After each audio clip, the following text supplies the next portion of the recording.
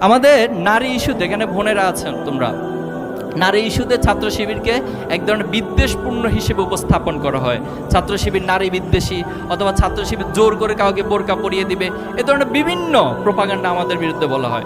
দেখো, ইসলাম আমাদের জন্য যা বলে, একজন মুসলিম হিসেবে তোমার দায়িত্ব কর্তব্য হচ্ছে সেটা তুমি পালন করবা। ছাত্র শিবির এই কথাটা বলে, এটা তো আমাদের জন্য অন্যায় না। তুমি একজন অন্য ধর্ম, তুমি হিন্দু ধর্ম অবলম্বন করতে পারো, তুমি খ্রিস্টান হতে পারো, তুমি যে কোনো ধর্মের অবলম্বন করতে পারো। আমাদের কথা হচ্ছে তুমি তোমার ধর্মীয় অন্তত অনুশাসন, ধর্মীয় অনুশাসনকে যদি কেউ মানো, পৃথিবীর কোনো ধর্ম মানুষকে নষ্ট হইতে বলে না, মানুষকে খারাপ হয়ে যেতে বলে না, মানুষকে অশ্লীল হতে বলে না।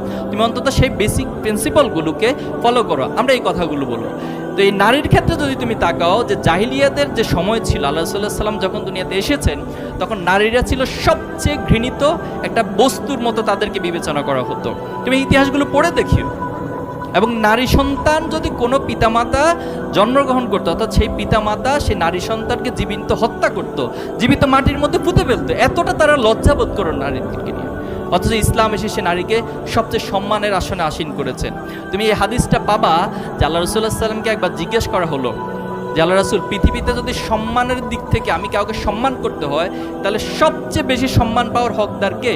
আল্লাহ রাসূলুল্লাহ সাল্লাল্লাহু আলাইহি ওয়াসাল্লাম বলেছেন, তোমার মা। এরপরে বলেছেন, এরপরে কে? বল, তোমার মা। এরপরে কে? তোমার মা। এরপরে বলেছেন, তোমার বাবা। তার মানে মায়ের গুরুত্বটাকে কত বেশি দেওয়া হয়েছে।